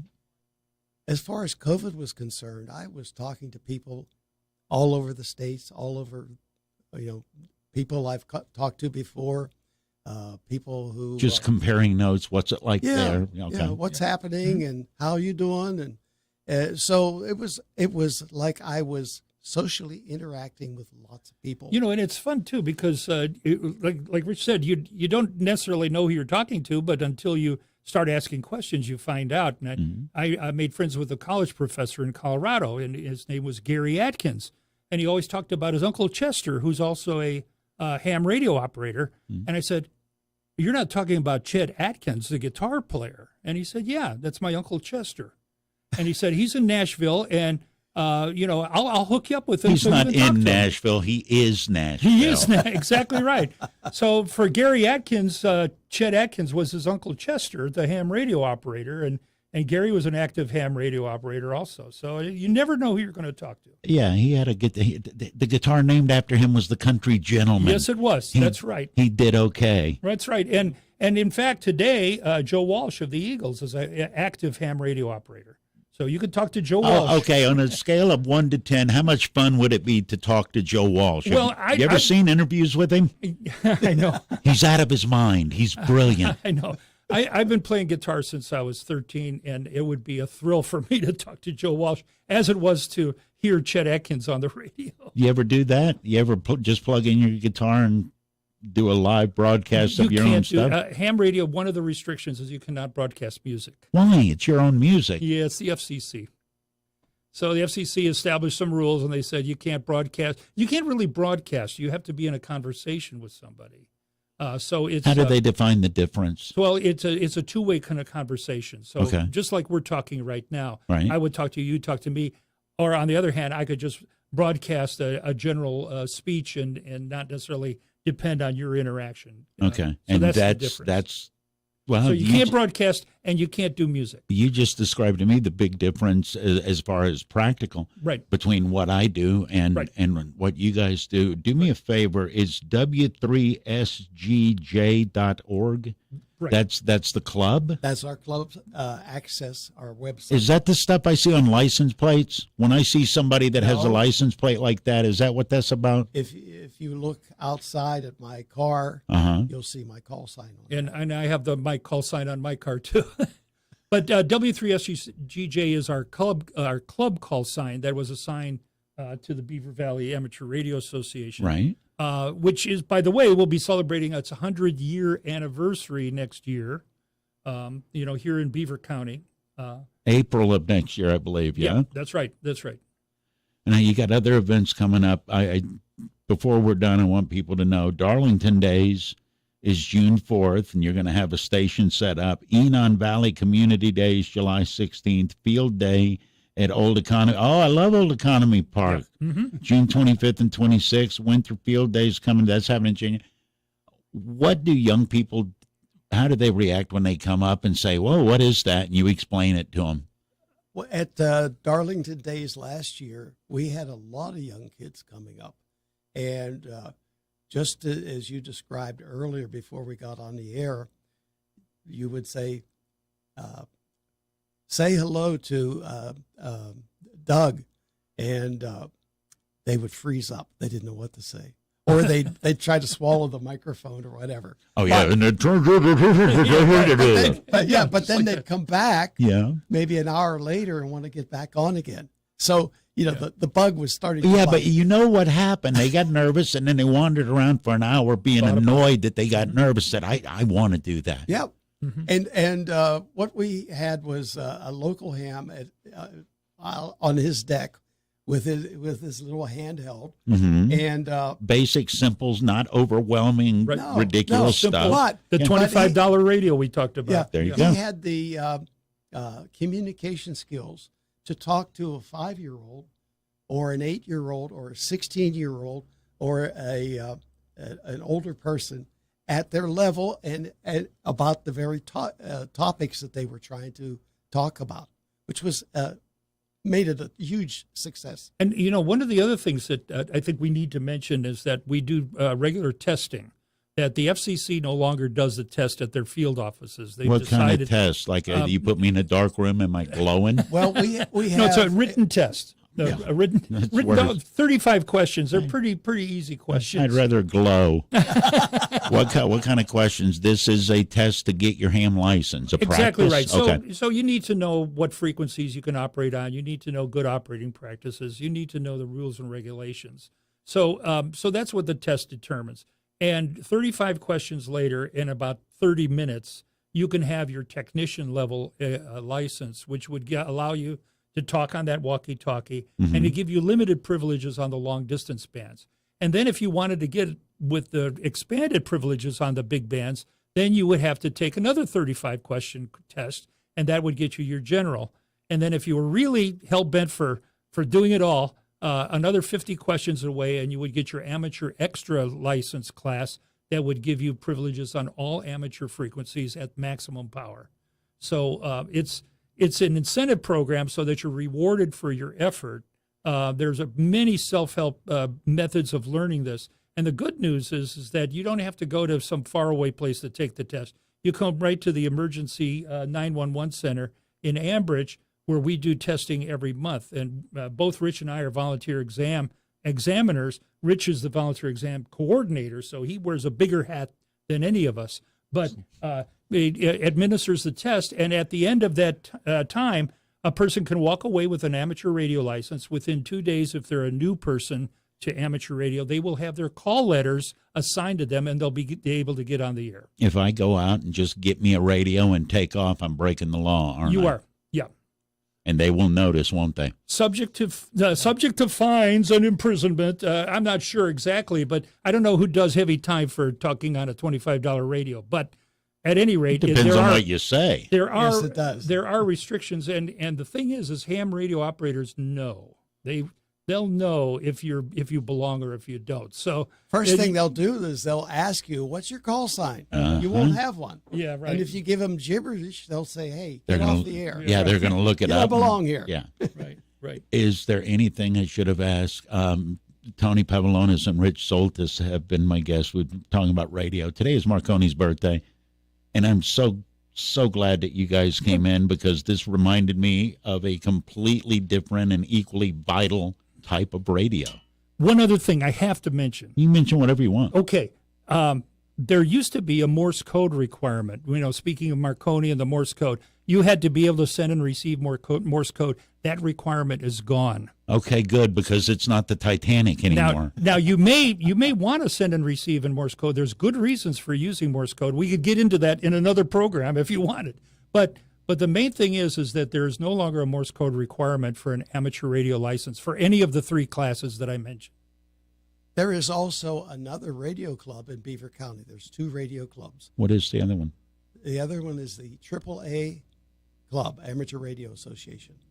And you guys ever get in a back alley somewhere and rumble? No. Or you guys get along? In fact, many of our members are also members of that club. Oh, double dipping. Yeah, right, yeah. A little cross-pollination. It never hurts. Never hurts. That's why we protect the bees. Tony Pavlonis and Rich Soltis have been my guests. Gentlemen, that was the best. Thank you. You're listening to Beaver County Radio, 1230 WBVP Beaver Falls and 1460 WMBA Ambridge, broadcasting live from the St. Barnabas studios.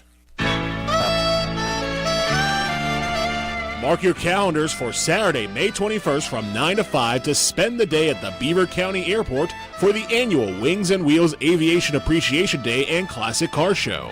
Air Heritage Museum, in partnership with Beaver County Radio and the Community College of Beaver County, invite you to spend the day enjoying historical airplanes, classic cars, the list